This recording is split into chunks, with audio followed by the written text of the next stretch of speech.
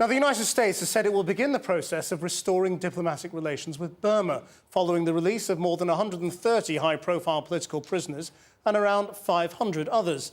Britain also welcomed the release, which included the leader of a failed uprising in 1988 and one former Prime Minister. Here's our Asia correspondent, John Sparks.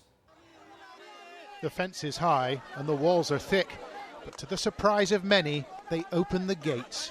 More than 130 political prisoners walked out of Burma's jails today. Students and journalists, bloggers and ethnic leaders received with joy a great flower-clad embrace.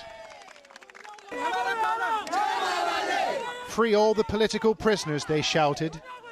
Hundreds remain in prison, but there is cause for optimism here.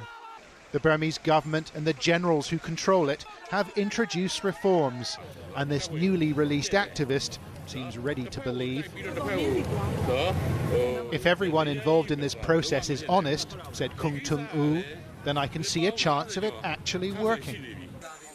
Among those released today, a former Prime Minister who fell out with the hardliners. General Kin Yun has been under house arrest since 2005. He approached the camera with a wave and a smile. He seemed shocked, completely cut off.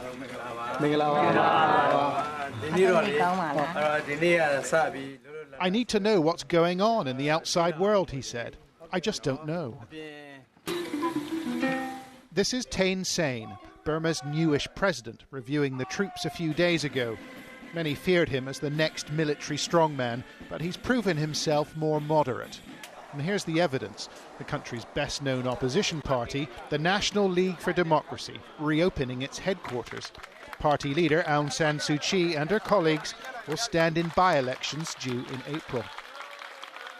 Now that Burma is on the verge of a breakthrough to democracy, we have not yet made the breakthrough. We are on the verge of making such a breakthrough. On the verge, yet Burma is riddled with conflict. Ethnic groups like the Karen have long fought for autonomy. Hundreds of thousands of people have been driven from their homes. Yet even here, there is progress. With these handshakes, representatives from the Karen and the Burmese government agreed a ceasefire last night and a possible end to a 62-year-old conflict. Time to celebrate then, for it certainly looks promising. The majority now hoping the party will last.